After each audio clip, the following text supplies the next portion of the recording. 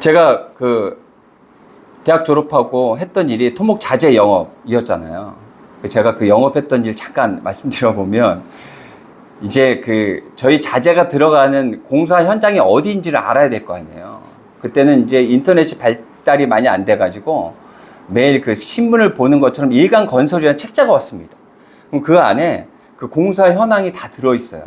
그래서 저희 자재가 들어갈 만한 데를 찾아서 그 업체를 전화를 하고 그 업체에다가 공사 현장을 물어보고 공사 현장으로 연락을 해서 담당자를 찾고 그 담당자에게 사용 계획이 있는지를 물어봅니다.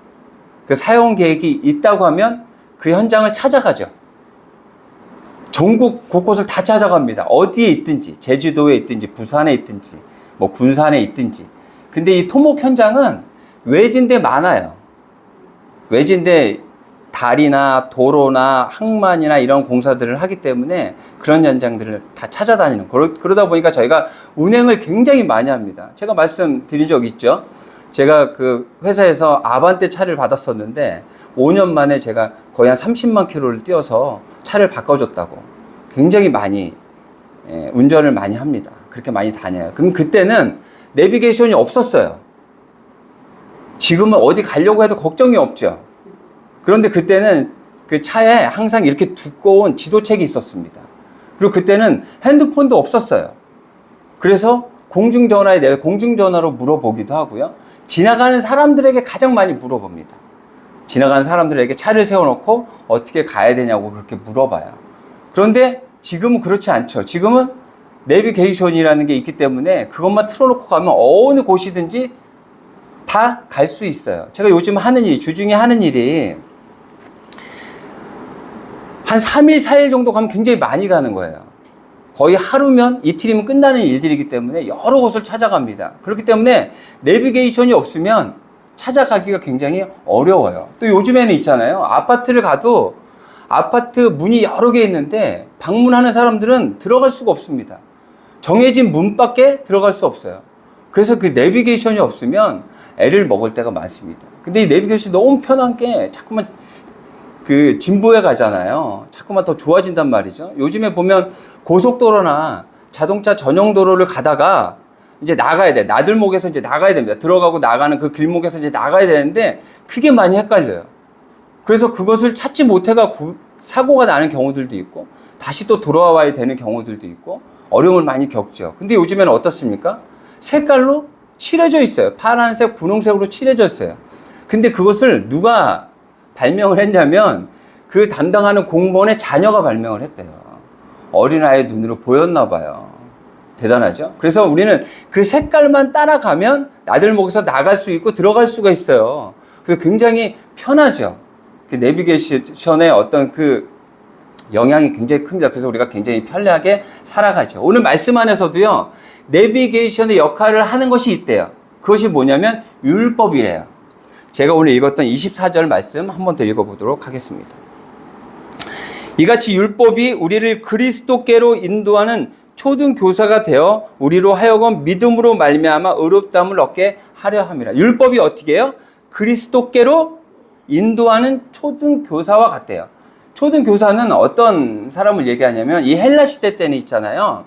그 부잣집에 그 자녀들을 양육할 때 그 아이들을 가르치는, 아이들을 돌보는 유모가 있었는데 그 사람들은 노예였어요. 그 사람들이 하는 역할이 어떤 역할들을 하냐면 아이들을 학교에 데려다주고 데리고 오고 하는 그런 역할들을 했거든요.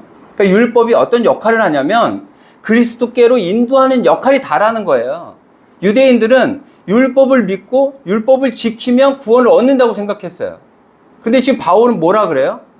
그 율법을 믿어서 구원을 얻는 게 아니고 그 율법은 그리스도께 인도하는 것까지라고 이야기합니다. 그리고 그 구원은 어떻게 되냐면 믿음으로 말미암아 의롭다함을 얻게 된대요. 그 구원을 어떻게 얻는다고요?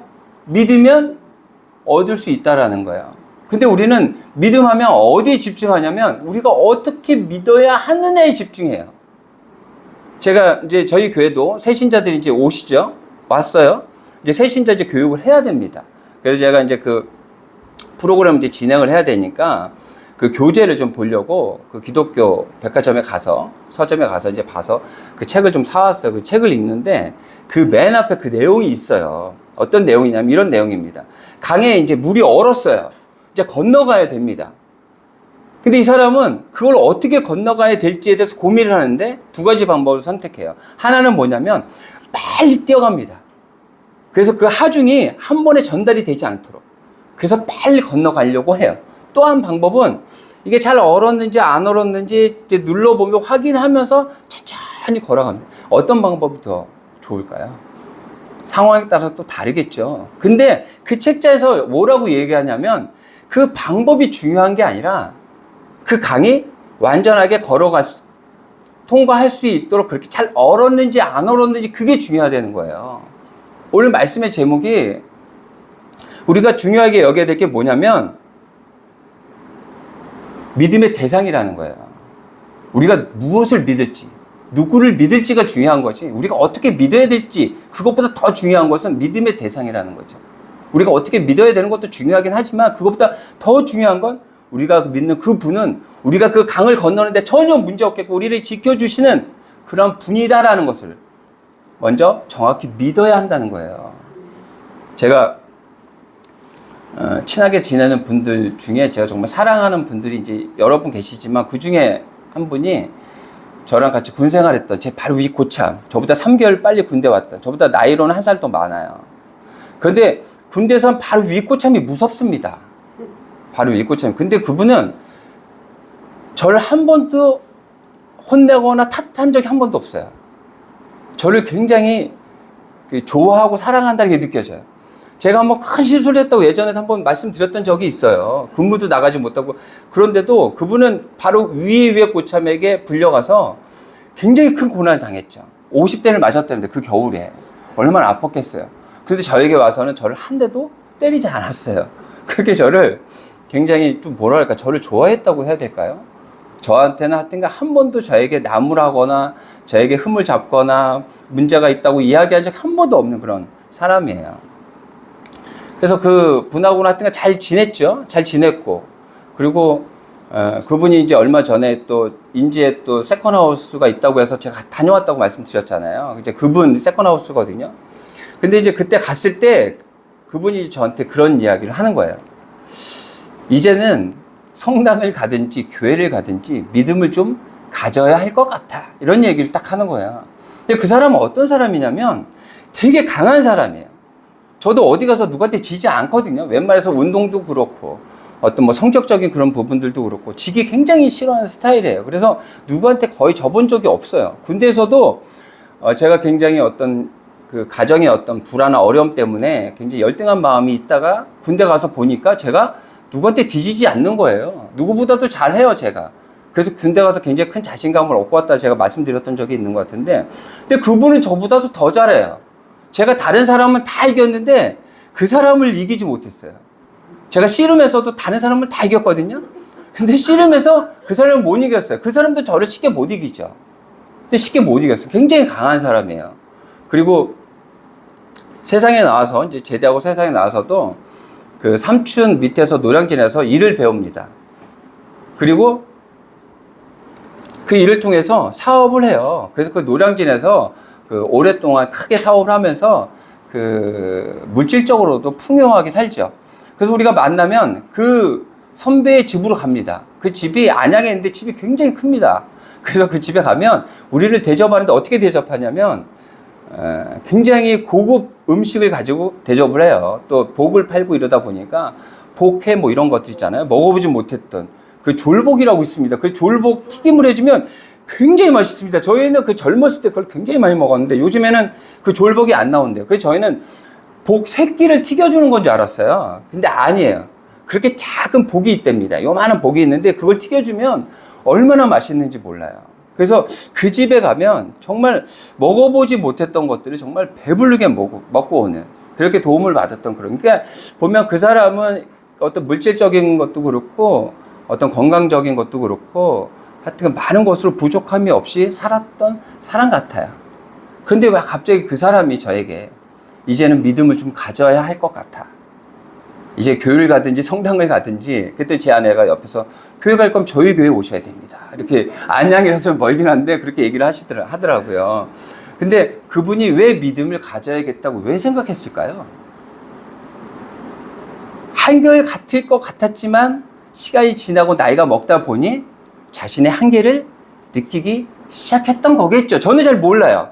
거기까지 이야기 안 해봤어요. 근데 그 이야기를 듣고 보니, 혼자 생각해 보니, 이 선배가 그렇게 나름대로 자신감이 충만했던 사람인데 이제 자신의 한계를 조금씩 느끼고 있나? 우리 인간은 믿을 존재가 안 된다고 그러잖아요. 믿으면 안 된다고 그래요. 사랑의 대상이라고 그러잖아요. 본인도 마찬가지예요. 어때요? 우리가 믿을 수 있는 단 한 분, 그분은 누구냐면 우리가 상상할 수 없는 영원에 계신 하나님 한 분 뿐인 거예요. 지금 율법이 우리를 어디로 인도하냐면 예수 그리스도로 인도를 합니다. 그리고 우리는 그 예수 그리스도를 믿는 그 믿음을 통해서 영원한 소망을 갖게 되었다는 거예요. 율법을 지켜서 나의 공로를 통해, 나의 능력을 통해 구원을 얻는 게 아니고 영원하신 하나님을 믿는 그 믿음으로 우리는 구원함을 얻는 거죠.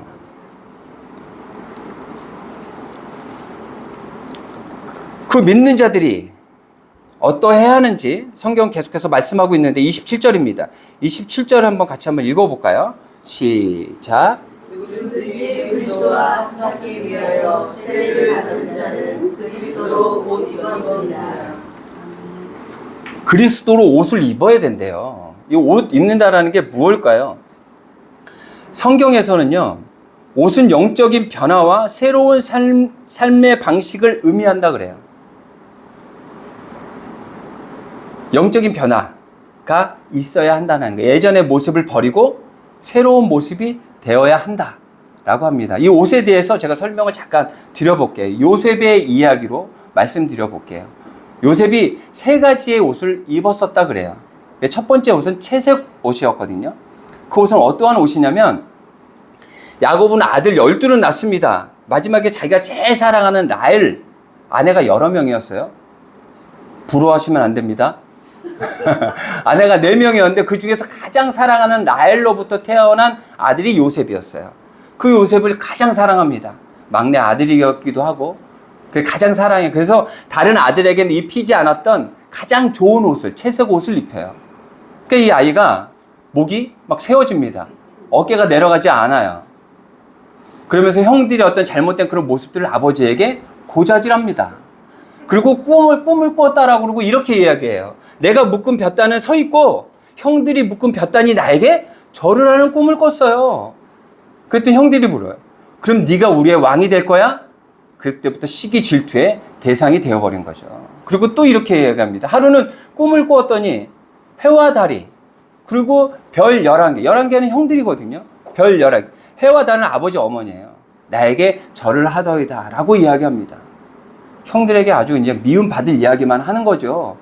그러다가 이제 형들이 이제 일을 하러 멀리 떠납니다. 그러니까 아버지가 형들이 어떻게 하고 있는지 다녀오라 그래요. 형에게 갔습니다. 형들에게 갔어요. 형들은 그 동생 요셉을 보고 반가워했을까요? 시기 질투의 대상이었어요. 그래서 저 요셉을 죽이자고 그래요. 근데 마청 르우벤이 그래서는 안 된다. 절대 그거는 안 돼. 그래서 어떻게 되냐면 그 르우벤 형이 없을 때 요셉을 노예상에게 팔아버려요. 그때 채색 옷, 그 벗겨진 채색 옷 있잖아요. 동물 피를 묻혀갖고 형들이 아버지한테 갖다 줍니다. 동물에게 당했습니다. 요셉이 죽었어요. 거짓말 하는 거죠. 그때 채색 옷이 벗겨져요. 채색 옷은 어떤 걸 의미하냐면 자랑과 교만을 의미해요. 그 옷은 어떻게 해야 된다고요? 벗어야 돼요. 그리고 또 다른 옷이 또 나옵니다. 그렇게 노예로 잡혀간 요셉이 있잖아요.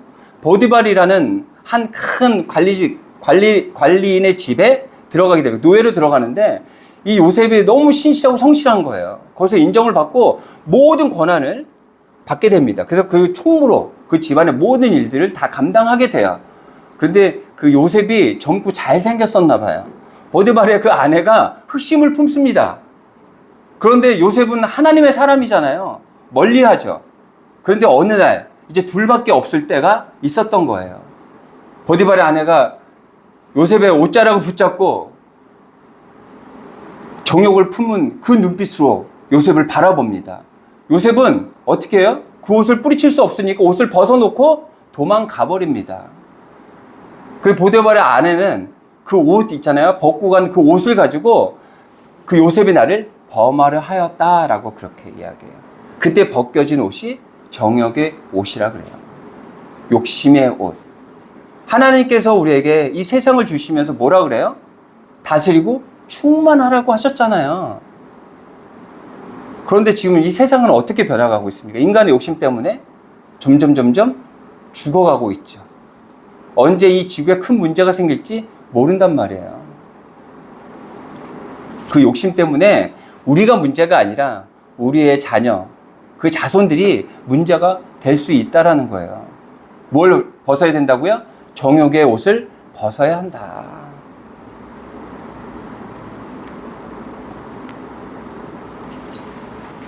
그리고 어떤 옷을 입어야 하냐면 세마포를 입어야 된대요. 이제 요셉이 이렇게 어려운 일들을 겪다가 그 이집트의 총리가 되게 됩니다.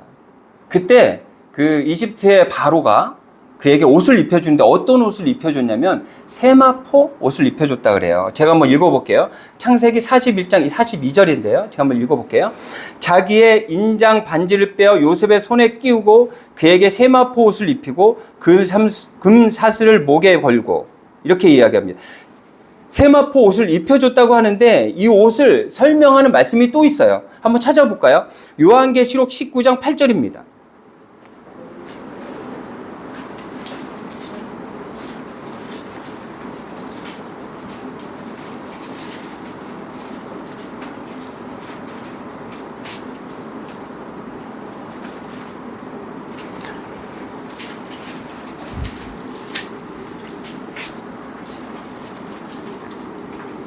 요한계시록 19장 8절 다 찾으셨어요?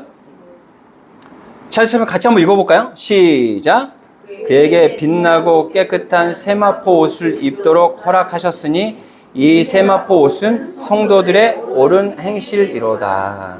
어떤 옷을 입어야 된다고요? 세마포 옷을 입어야 되는데 옳은 행실의 옷을 입어야 한대요. 정욕의 옷을 벗고 자랑과 교만의 옷을 벗고 우리가 입어야 될 그 옷은 성도들의 옳은 행실. 그러기 위해서 어떻게 된다고요? 예수 그리스도의 옷을 우리가 입어야 한다는 거예요. 그리스도의 옷을 입어야 돼요. 근데 그 옷을 입기 위해서는 어떻게 된다고? 우리에게 믿음이 있어야 한다. 그 옷을 입은 우리들이 어떤 모습들인지 성경은 계속해서 말씀하고 있어요. 26절 제가 읽어볼게요. 너희가 다 믿음으로 말미암아 그리스도 예수 안에서 하나님의 아들이 되었으니. 하나님의 아들이 되었대요. 하나님이 그러면 어떻게 된 거예요? 우리들의 아버지가 된 거죠. 우리는 한 아버지를 두고 있는 같은 자녀들인데 그것을 이렇게 이야기합니다. 28절입니다. 너희는 유대인이나 헬라인이나 종이나 자유인이나 남자나 여자나 다 그리스도 예수 안에서 하나이니라. 예수 그리스도의 옷을 입기 위해서 우리에겐 믿음이 있어야 돼요. 그 믿음이 있는 자들은 어떻게 된다고요? 하나님 아버지를 둔 하나의 모습이라는 것을 우리는 깨달아 알아야 한다는 거예요. 어저께 잠깐 친구네 집에 갔었는데 친구가 희한한 복숭아를 줍니다. 신비 복숭아입니다. 네. 자두하고 복숭아하고 덧붙여서 굉장히 달다 그래요. 저는 확인 못했습니다. 그거 확인했다간 전 죽습니다. 근데 제가 그 복숭아를 어려서부터 못 먹은 게 아니에요. 제가 그 중2 때 친구 집에 갔는데 딱 열었는데 정말 그 냉장고 조그만 그 친구는 자취하는 친구였거든요. 그 냉장고 안에 아무것도 없고요. 복숭아만 하나 이따만한 복숭아가 딱 하나 있는 거예요. 근데 그때 친구가 한 3명, 4명 됐었거든요. 그때 얼마나 많이 먹을 때예요. 그걸 서로 먹겠다고 막 한 입씩 막 베어 물었거든요. 그때 그걸 먹고 이제 집에 오는데 뭔가 이상한 거예요. 그전에도 복숭아를 먹었을 때는 이런 적이 없었는데 먹고 집에 오는데 뭔가 이상해. 그리고 집에 봤더니 온몸에 두드러기가 온몸에 나기 시작하는 거예요. 너무 고통스러워요. 아무리 찬물에 가서 샤워를 해도요, 그 고통이 씻어지지 않습니다. 그러니까 그걸 보고 제 동생이 이제 막 울기 시작하는 거예요. 형 죽었다고 이제. 형 죽었다고. 막 울기 시작해요. 그러면서 얘가 막 그 약국으로 달려갑니다. 돈도 없죠, 우리는. 돈도 없는데 약국에 가서 외상으로. 얘가 이제 눈이 뒤집힌 거죠. 이러다가 형 죽겠다 싶어가지고 눈이 뒤집혀서 가서 약을 받아온 거예요. 두드러기가 났다 해서 그 약을 먹고 제가 나았죠. 그 다음부터는 복숭아가 맛있다는 걸 알아요. 근데 못 먹어요. 먹으면 안 돼요. 큰일 나요. 그때 너무 많이 뒤어가지고 먹지 않습니다. 그런데 그 복숭아를 또 쓸 때가 있어요. 언제냐면 군에 갔습니다. 군에 가갖고 훈련을 나갔어요. 얼마나 힘듭니까? 그 더운 여름에. 근데 그때 특식으로 뭐가 나왔냐면 파란 복숭아 있잖아요. 맛도 별로 없겠죠? 파란 복숭아 별로 맛도 없잖아요. 그것도 하나도 아니에요. 반개씩을 특식으로 나눠주는 거예요. 근데 복숭아를 딱 받았는데 이걸 먹으면 이제 큰일 나죠. 먹으면 안 돼요. 먹으면 안 되는데 너무 배가 고파요. 아무리 먹어도 배가 고픕니다. 계속해서 걷는 거예요. 제가 인천에 있었다 그러면 아유 좋은 데 아니요. 저희 훈련 나가면 굉장히 힘들었어요. 몇 날 며칠 계속 걷습니다. 산봉우리를 공격해서 탈환하고 또 다시 내려와서 또 공격하고 그렇게 계속 걸어요. 그러다 보니 얼마나 배가 고픕니까? 그래서 그 복숭아를 들고 이걸 먹으면 안 되는데도 불구하고 제가 다른 못 먹었던 것들도 군에 가서 먹었거든요. 제가 우유도 못 먹었었는데 우유도 먹고 고등어도 못 먹었는데 고등어도 먹고 그래서 이것도 먹어도 괜찮겠지 하고 그걸 먹었어요. 먹고 행군을 하기 시작합니다. 가다가 의식이 끊겼어요. 기절해서 쓰러졌습니다. 그래서 응급차를 타고 본대로 들어갔죠. 그래서 그 훈련을 받지 않았습니다. 하지만 훈련을 받는 게 나아요. 그 복숭아 때문에 알레르기가 생기잖아요. 그 고통이 얼마나 심한지 몰라요. 굉장히 힘듭니다. 그랬던 적이. 근데 그 복숭아를 제가 왜 먹었을까요? 아니요. 훈련 빠지려고. 절대 그거 아니에요. 저는요, 그때 그 쓰러졌던 게 저한테 정말 5점으로 남아있어요. 저는 정말 자신 있었거든요. 누구보다 훈련도 잘 받고, 누구보다 더 잘할 수 있는 자신이 있었는데, 저는 그때 그 쓰러졌던 게 정말 제 인생에 정말 5점이에요, 저는. 정말 기억하기 싫은 그런 일들이에요. 그런데 제가 왜 먹었냐면, 남 주기가 아까웠어요. 이게 너무 소중한 거예요. 너무 배가 고팠고, 이게 너무너무 먹고 싶었어요. 내가 너무 힘들어도 남 주기가 아까웠어요. 만약에 오늘 말씀을 내가 먼저 알았다면 모두가 하나님 아버지를 둔 가족이라는 하나라는 것을 깨달았다면 내가 그렇지 않았을 텐데 하는 후회가 생기네요. 제가 찬양 집회를 다니면서 예전에 이제 우리 신학교 전공자 친구들을 데리고 찬양 사역을 꽤 다녔습니다. 그 찬양 사역을 가서 마지막에 순서가 뭐냐면 축복하는 그런 시간을 가져요. 축복송을 함께 부르면서 축복하는 시간을 갖습니다. 근데 그 시간이 있잖아요. 되게 감동적이에요. 제가 가지고 있는 지갑을 꺼내서 돈을 나눠주는 거 아니거든요. 하나님께 받은 그 은혜를 그냥 나누는 거예요. 근데 그 나누는 그 순간이 있잖아요. 굉장히 감동적입니다. 그러면서 눈물을 흘리는 사람도 굉장히 많아요. 그리고 저도 굉장히 마음이 좀 뭐라 그럴까요?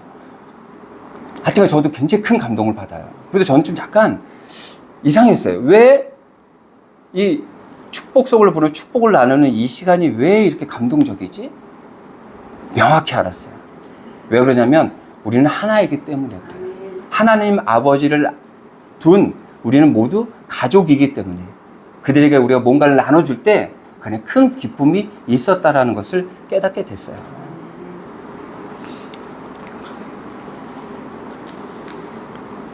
줄 수 있는 그 기쁨이 굉장히 크다라는 것. 그것은 우리가 하나이기 때문에 그 기쁨을 누릴 수 있다라는 것. 다시 한번 생각해 보시는 여러분들이 되었으면 좋겠습니다. 그리고 마지막으로 29절입니다. 같이 한번 읽겠습니다. 시작. 너희가 그리스도의 것이면 곧 아브라함의 자손이요 약속대로 유업을 이을 자니라. 유대인들은 자신들이 아브라함의 자손들이에요. 그리고 그들은 그 아브라함의 자손이라는 것들을 확인받기 위해서 할례를 받아요. 그래서 그들은 그것으로 인해서 자신들은 구원을 받는다고 생각해요. 그래서 자신들은 하나님의 유업을 받을 거라고 생각해요.